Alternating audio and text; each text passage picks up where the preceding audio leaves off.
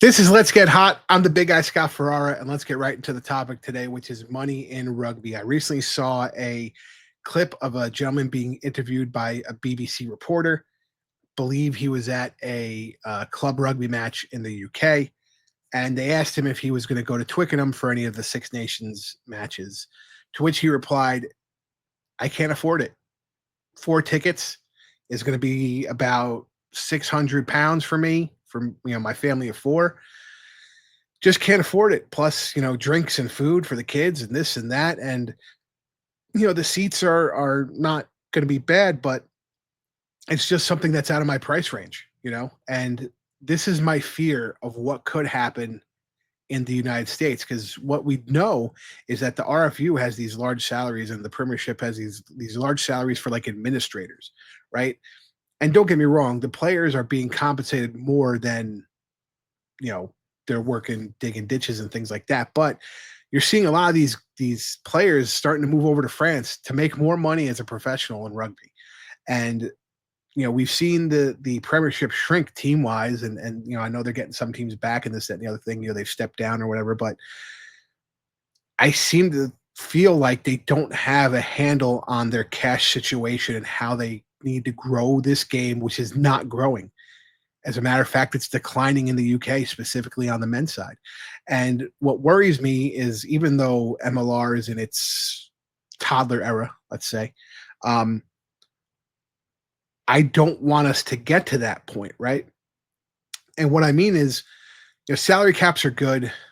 MLB doesn't have a salary cap. I don't think they'll ever get one, but the owner's paying for what they want to pay for.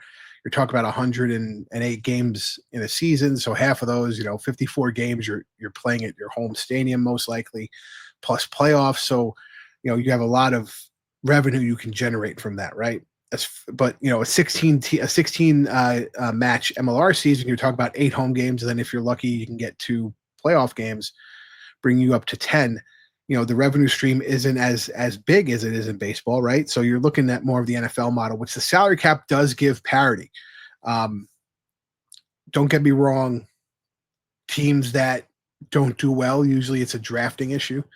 But you see teams like Green Bay who use the draft efficiently, and they're usually right there in the mix of things, right? So we know that there is some parity. The issue being in the NFL is you'll have a quarterback who's maybe not a top 5 quarterback, but gets this exorbitant contract, and then you have to, when it's time to pay the top 5 quarterbacks, they need to have an exorbitant contract. So I think they're going to start changing the way the salary cap goes in the NFL at some point. But that being, I just don't want to see MLR get to the point where the Premiership is and having these money issues.